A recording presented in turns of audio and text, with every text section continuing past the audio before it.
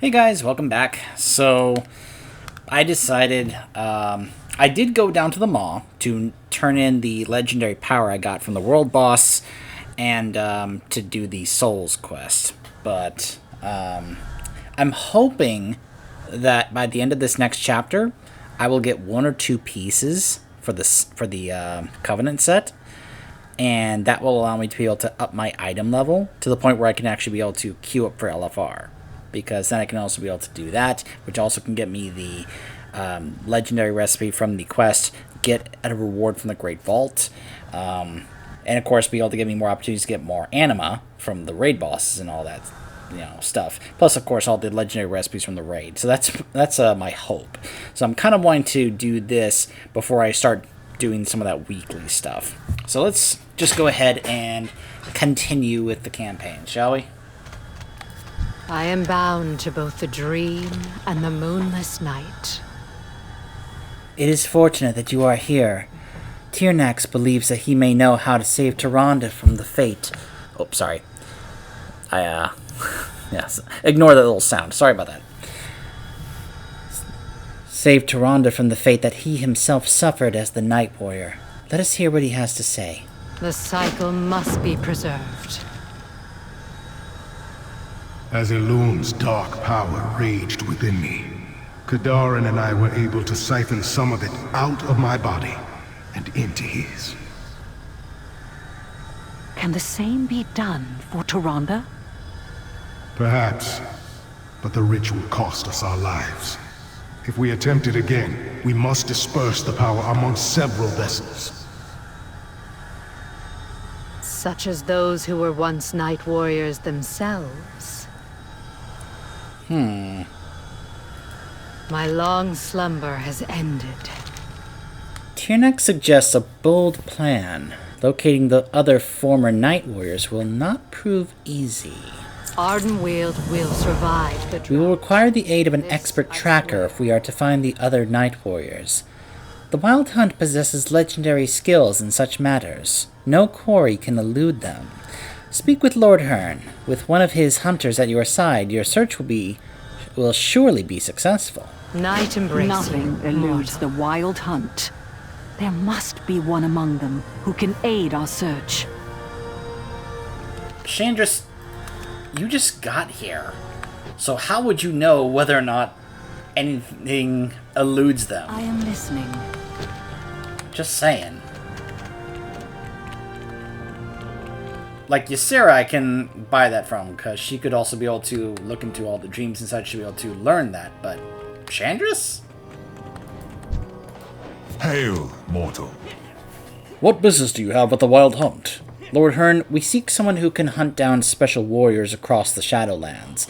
Is there such a tracker among the Wild Hunt? I pray you seek the Horned Hunter, a peerless tracker in life and a legend within the Wild Hunt.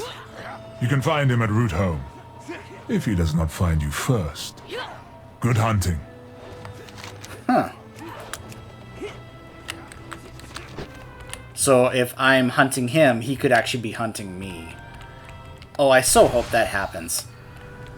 I'm like on the trail looking for him, and then all of a sudden he's behind me. He's like, that's far enough. Don't move or blink.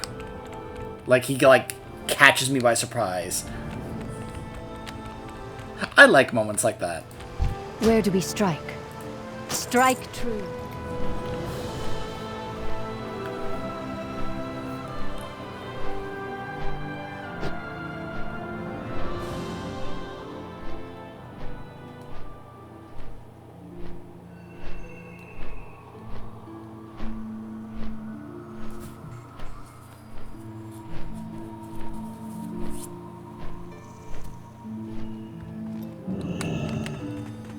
Beware, huntsman. This road is no longer safe.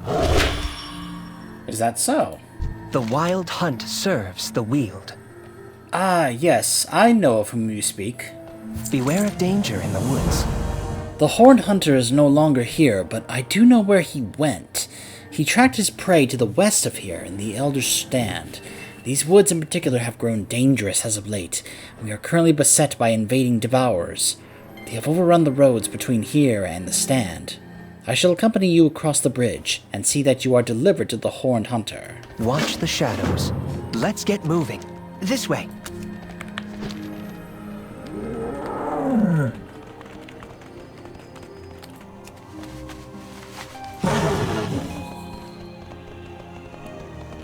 These creatures are not of Ardenweald. They invade our groves and consume the anima like locusts.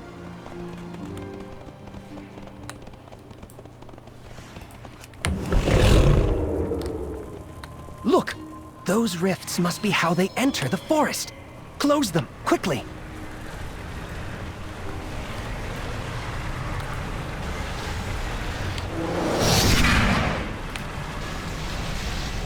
That should keep them at bay for now.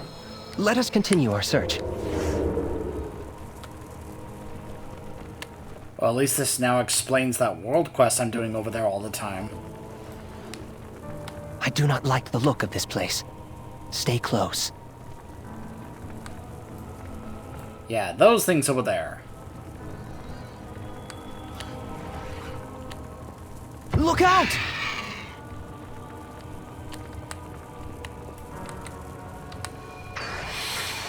That scent. Your spirit has walked the same path as mine. Home! I am Hulm High Mountain, the Horned Hunter. Oh my It is a gosh! pleasure to meet you, and to be saved by you. I must return to my post for now. Good hunting. Oh my gosh, we are getting helped by Hulm High Mountain himself. And he has... oh my gosh, and he has, of course, the artifact weapon our survival hunters got in Legion. Talon Claw. Let us speak. Now, let us speak of the hunt. Explain. I believe I understand, but I cannot help you right now. Allow me to explain. In the meantime, will you carve up this carcass with me? Your prey always has something to teach you. Hunt with pride. Lord Hearn has tasked me with culling the Devourers. Left unchecked, they will consume what little anima remains in Ardenweald. I cannot return until my quarry is slain, nor can I offer you aid in tracking yours. That said, a good huntsman knows when to accept help. Hunt with me, and I will return the favor. So I hope you guys know who this is. I mean, he's the reason that the zone is called High Mountain, basically, in Legion. We actually got to see his story when we quested in that area, when Ebonhorn had us have a vision of his participation and contribution during the War of the Ancients long ago, where he actually assisted Cenarius and Malfurion, and Cenarius was actually the one who gave him those horns. And that's why many of the Tauren in High Mountain have those horns. I serve the Wild Hunt. And you can see that is Talon Claw, the the spear that he wielded and is very important to the High Mountain people. This is the reason why I made my High Mountain a survival hunter. Only a survival hunter, where she's only going to carry around Talon Claw. I almost call it the Eagle Spear, only because that's how one of the developers referred to it as at BlizzCon at one point. It was going through a couple of different kind of like changes when it came to what they were going to call it. They eventually settled on Talon Claw, which I think is actually kind of a cool name. This confirms my suspicions. Make ready, Druid. We hunt a World Eater. They are the largest of devourers, massive beings who can drain anima from an entire region within a matter of moments. With Ardenweald suffering from the drought, a World Eater's presence could prove disastrous. Still, we must not rush into battle without first understanding our prey. Tread the Elder Stand with me. Even creatures such as these leave spoor. Knowing our quarry will be what allows us to slay it. By the way, did you notice that his soul shape was an eagle? very appropriate, considering how relevant eagles are for the High Mountain Tauren. I mean, your starting pet as a High Mountain hunter is an eagle. For Queen, and let the hunt begin. This is awesome. I did not know that this was going to be Huln. That we were going to get to spend time with Huln High Mountain. This is great.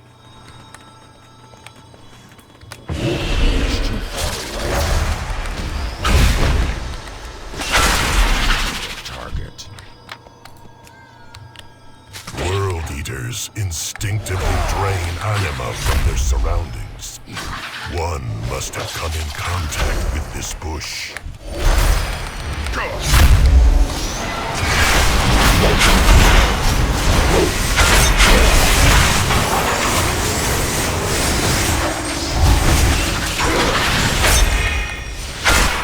I really want to see him do a lot of damage.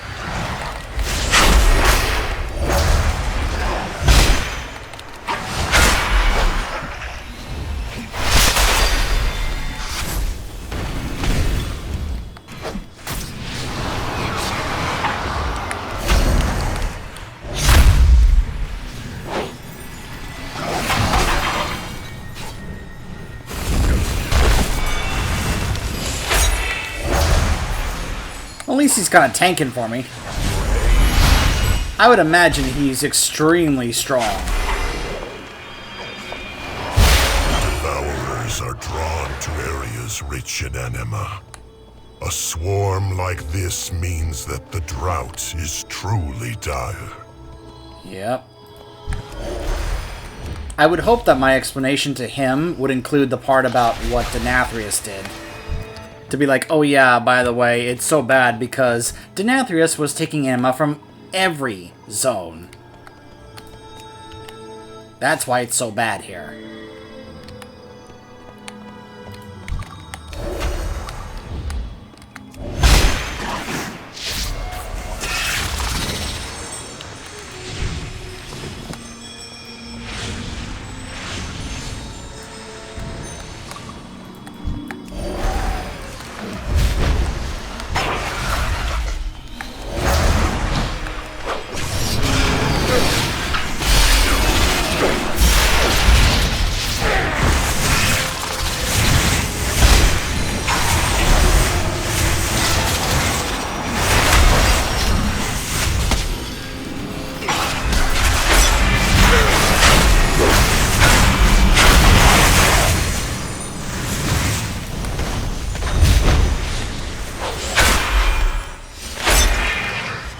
Even with a powerful Huln High Mountain on my side, I'm still having to spend a lot of time killing these guys. These guys are just health sponges. Just absorbing so much damage.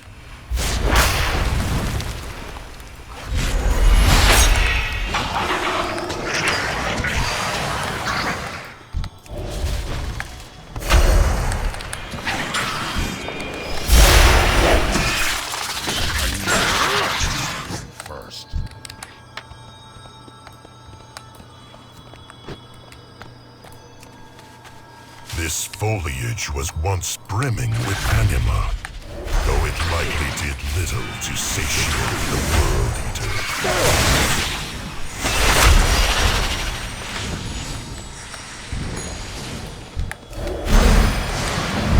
Oh gosh. That's sad.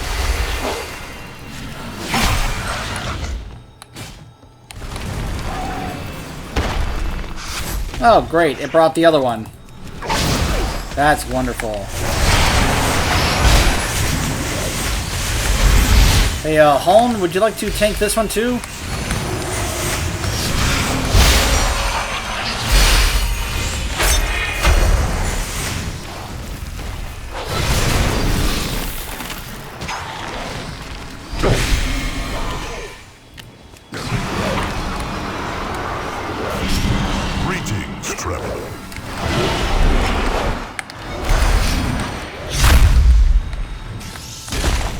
I wonder what Ebonhorde would say if I go back to him and be like, yeah, guess what? I got to actually meet Huln.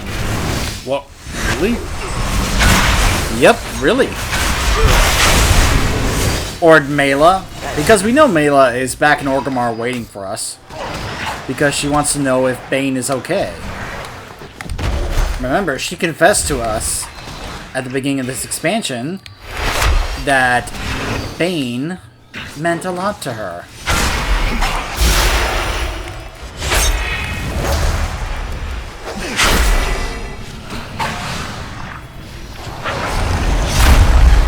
So she, along with many of the other main characters of the Horde, are waiting for us back on Azeroth.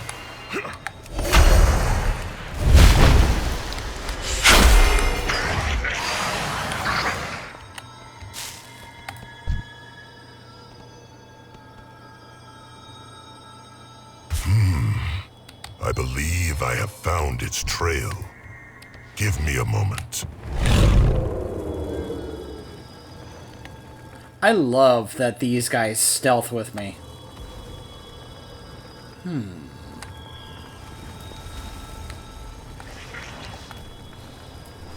Oh, look, this mage is doing the same thing.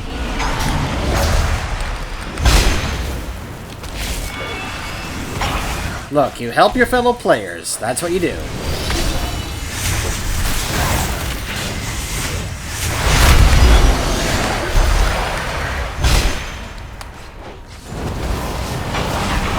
I'll top him off.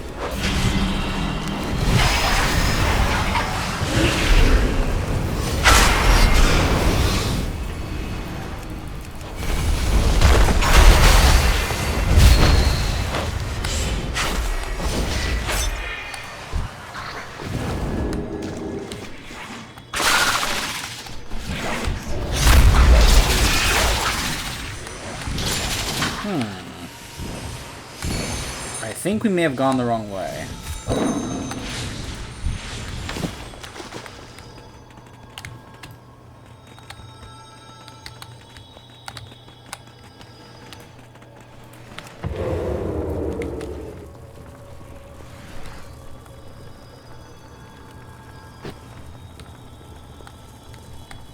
Wait.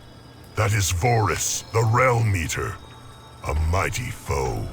And one deadlier than expected. We must observe it closer before we strike. Look for nearby cover.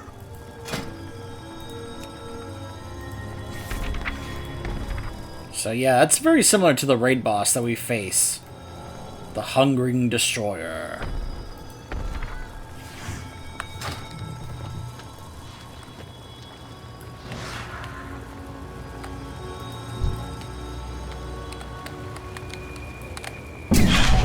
Can sense us. Prepare yourself.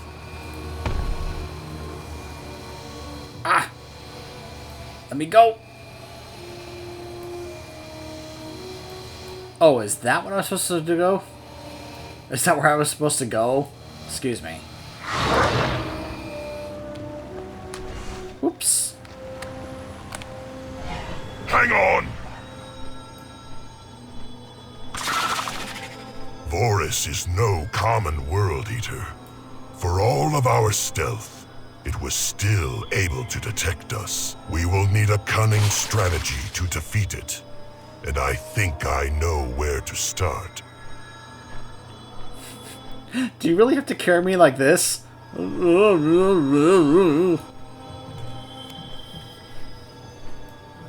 But yeah, like I pointed out, soul shape is an eagle. Not surprised.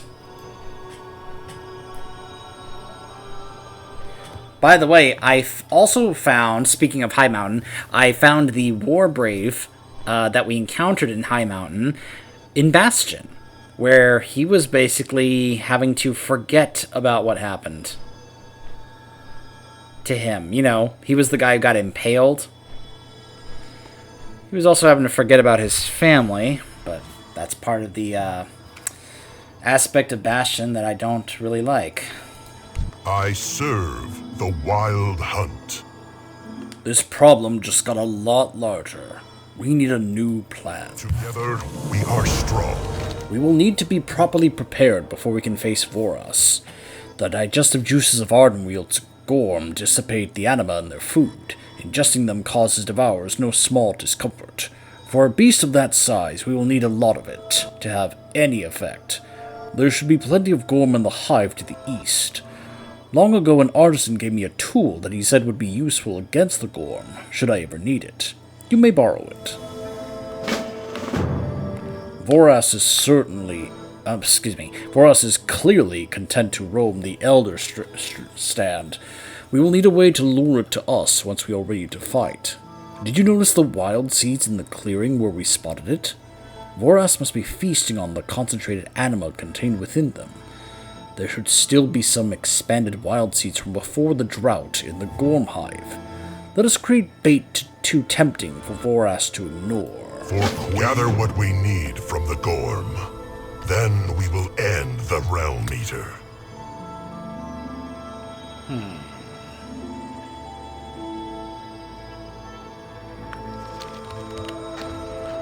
Okay. I have many wares. Huh. Good fortune to our friends.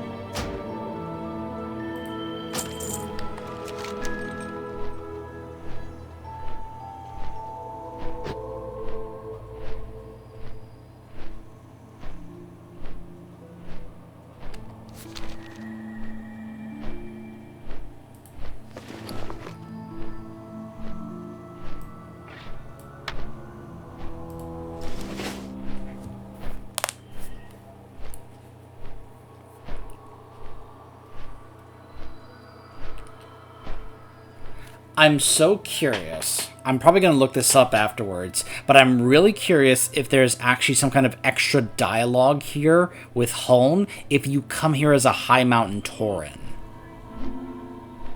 That would be so cool if there's like, if my character can actually react. Because of course a High Mountain Tauren would know who Huln High Mountain is. So I would love it if there's like some kind of extra dialogue in that, you know, addressing that little aspect. Oh gosh.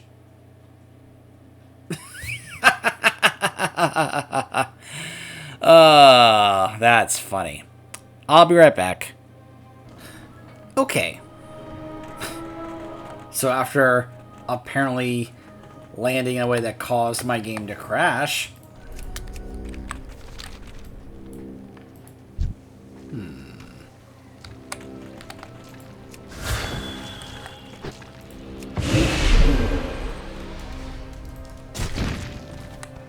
Oh, wow.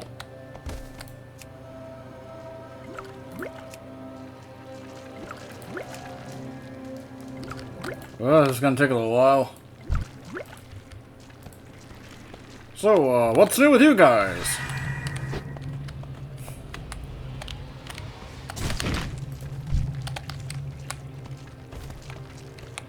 Everybody having a good week?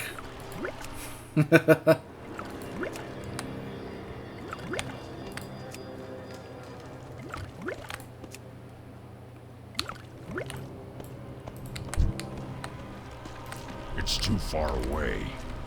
I guess while I'm doing this, I can also share with you guys something that I recently was properly introduced to. So, how many of you know about something called Mystery Science Theater 3000? So, I did not grow up with that. I was somewhat aware of its existence. Like, there would be times I'd see clips from it, but I didn't really know what that was. And I'd heard about it. I heard someone or other people mention it, but I just never really knew what it was or watched it. I think part of the issue was that it was on Comedy Central, and at the time, I don't think I was allowed to watch Comedy Central because it had other stuff on there that was not very appropriate for my young age. So anyways, recently, Linkara did a video about a comic adaptation of the show. I know, weird, right? That they would somehow come up with some kind of comic version of the show, but they did. But in order to give context to what he was reviewing, he did a full explanation about the show in huge context. Like giving the entire history. It was like over 10 minutes of him giving the whole history about the show and stuff that went on behind the scenes and the influence that it had on him. Talking about how the show itself has a huge influence on him and his show, you know, in terms of how he does the show, but also on him personally as a comedian with that style of riffing and reactionary type of comedy where rather than coming up with just jokes from scratch on your own, you see something and then you react to it, where it gives you the setup and then the punchline. And it's a style that I actually relate to quite a bit. I do enjoy that whole, like, if it gives me something, then I can actually work with something from that. So, after watching that, I decided to look up some episodes. He did specifically talk about one of the things that apparently was a huge flame war back in the early days of the internet, was who was a better host of the show, Joel or Mike. And he talked about how, for him personally, he preferred Mike's era more so than Joel, even though Joel's era was fine. Like, there was just a different kind of style and attitude and energy, level of energy when it came to things such as how the riffing and such was done on the show during Mike's era compared to Joel's era. Even though Joel's era was still fine, but it was just, you know, the early days, it was a little less audio quality compared to what they were able to do then later on during Mike's era and such. And it just ended up plus they had a different style where they were, instead of just sounding like just guys bunched around the TV just kind of talking or, you know, chatting or whatever, they were doing more stuff that was more so actual reactions to the movie that they were riffing on, since they were also, you know, watching the movie with the viewers who were watching the show. That it allowed them to kind of have this feel that they and the viewers could actually have more of a common ground. Oh, another Gore matriarch, or Gore matriarch, when it came to watching the movie and riffing on it. So, I was curious, and I figured at this point people would have put a program that has been off the air for several years, that a lot of the episodes would actually be on YouTube at some point. And I was right. I decided to specifically check out the episodes from the Mike Nelson era, since it's something that, based on how he talked about it, sounds like something that I would prefer personally. That if, based on the two styles I've heard about, I would personally prefer the Mike Nelson style compared to the Joel style. And that's what I've been watching quite a bit recently during my downtime and such. Even like during my breaks and such at work, where I would actually pull up an episode from the Mike Nelson era and just watch it just for fun, just to you know, get really familiar with it. And honestly, I am really enjoying it. For one thing, I love that the voice actor Tom Servo was in the Kickstarter reboot of the Tex Murphy series. I unfortunately have not been able to show that here on this channel. I would like to at some point. There's just some technical issues I still have to kind of work on and figure out before I do that. Plus, the game also very much emphasizes puzzle solving, which is a weakness of mine when it comes to gaming. I'm not that great when it comes to puzzle solving. You guys have probably seen me struggle at times with certain puzzles in the Uncharted games. So, there are some puzzles I remember watching people like Jesse Cox when he did the playthrough of the Tex Murphy game, that I was just like, oh my gosh, this would take me forever if I was trying to do this puzzle on my own. You know? So, it could still be possible for me to do it, I just don't know when.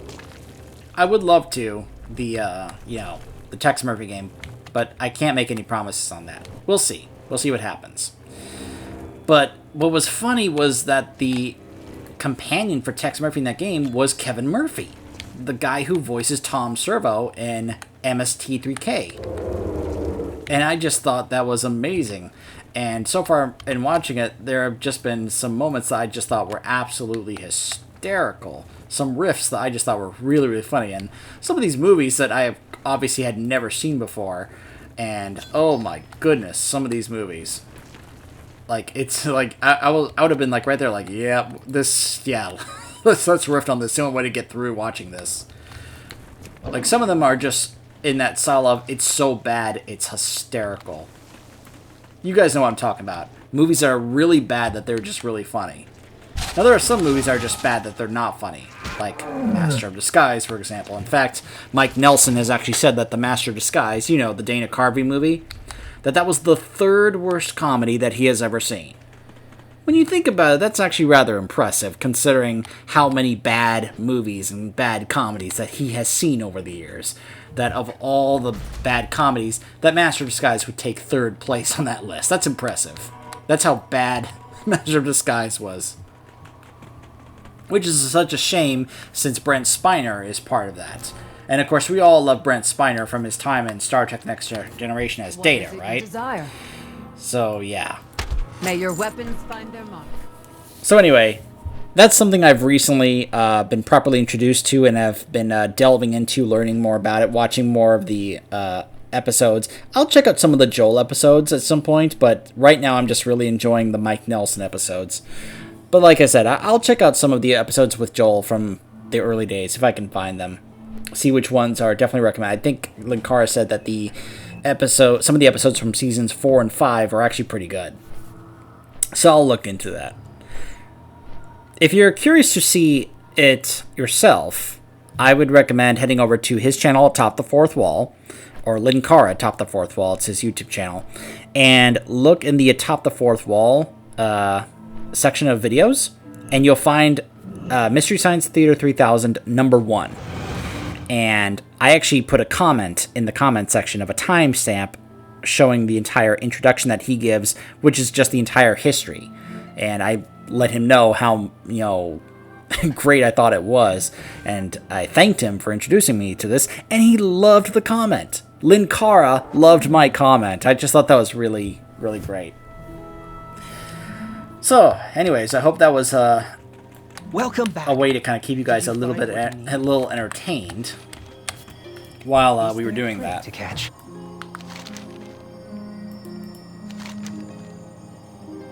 So many? Just how big is this thing that you two are hunting anyway? Beware of danger in the woods. I'm amazed that this contains so much concentrated anima. You'll surely lure a devourer to you with this. Watch the shadows. He knew you'd be back. The horned hunter went on ahead to prepare the hunting ground.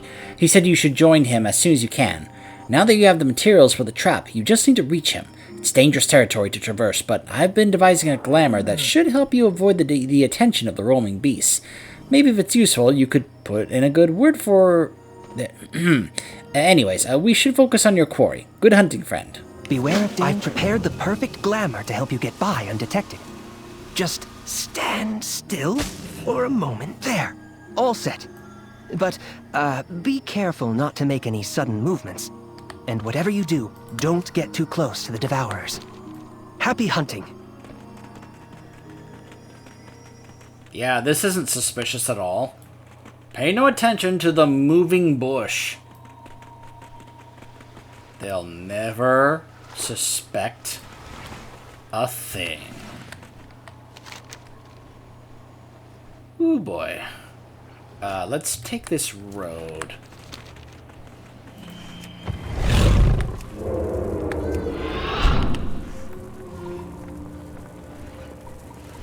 Like, I appreciate the glamour, buddy, but I think I'll just stick with my stealth. Yeah, it's gonna take a little longer to get there, but...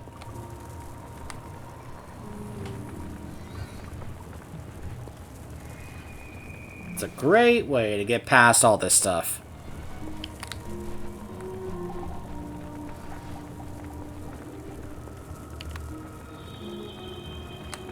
This is one of the things I actually do like about playing a rogue.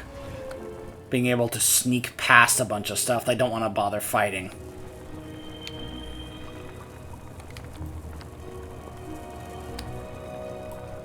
But of course, I'm very used to doing this as well, my Druid.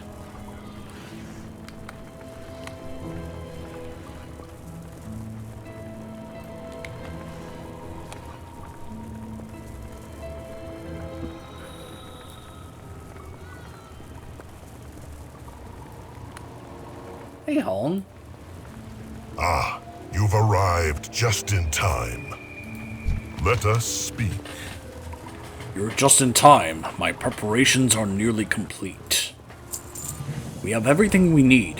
Now only the kill remains. We set the lure, weaken the beast, and land the final blow. Hunting is a battle of wills. Life or death hangs in the balance for all of us. It has always been this way on Azeroth as in Ardenweald. Let the hunt begin. Ardenweald will endure. I will finish setting the lure. Let me know when you are ready. Set the lure. For Queen and Grove. The trap is set. Follow me. We must stay hidden as we wait for Voris to emerge. Yep, there he is.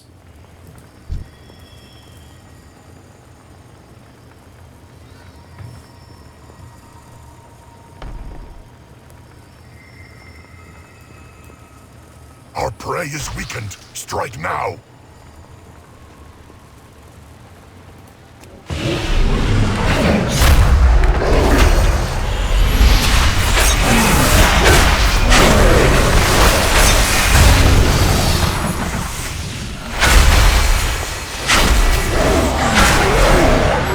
Well fought.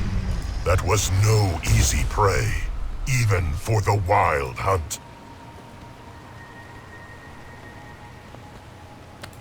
Greetings, traveler.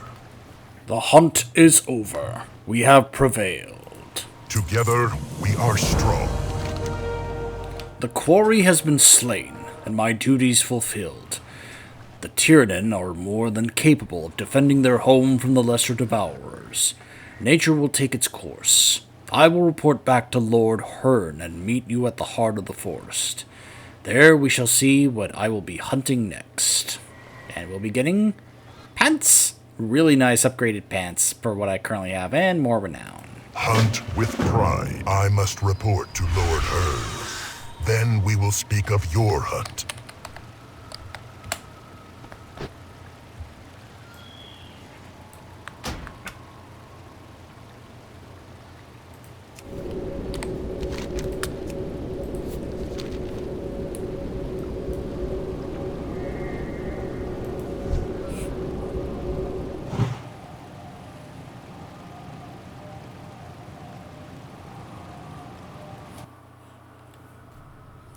My wares are second to none.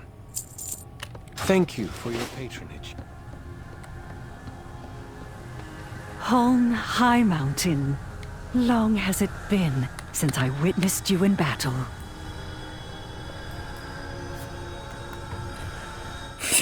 That's right, I had to remind myself that Chandris, of course, is a night elf, so of course she was around during the War of the Ancients.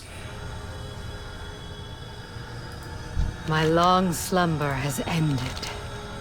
Even in the afterlife, the legend of Holm High Mountain continues to grow. You have done well to secure his aid. Now let our search begin. The cycle must be preserved. Any friend of Jared Shadowsong is a friend of mine. What would you ask of me, Chandris? We require your skills as a huntsman. Our efforts hinge on locating an elusive quarry. The Night Warriors of Elune. We are in need of their aid.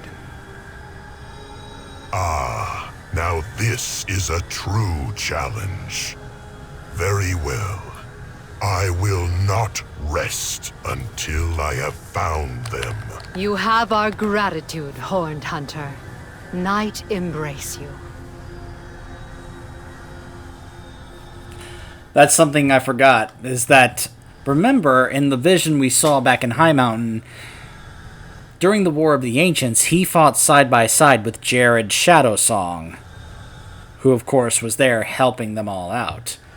So, of course, Chandris has connections with, the connections, of course. Remember, Jared Shadowsong is Maev's brother. But of course, there's the connections that, all these Night Elves would have shared with each other. So it doesn't surprise me at all that Chandris and Jared would perhaps be good friends. So, So, of course, Hone would be like, oh, yes, Jared, of course. Yep. Oh, if you're friends with Jared, yep, you're friends with me. Makes perfect sense to me. So, the Horned Hunter. I am bound to both the dream and the moonless night. So, Night embrace. we're gonna have another visit from a familiar face when we return next time. Haven't quite gotten there yet. However, there are ways for me to do this. It's gonna probably cost me a bit of anima, but I don't know. We'll see. I'll see what I can do. But when I'm this close, I gotta try and see if I can get to 170, just so I can be able to have the option to queue up for LFR. So that's gonna do hopefully wonders for me, since I'll be able to then get gear from that, and well, going forward. Anyways, we will continue with the campaign when we return. Stay tuned.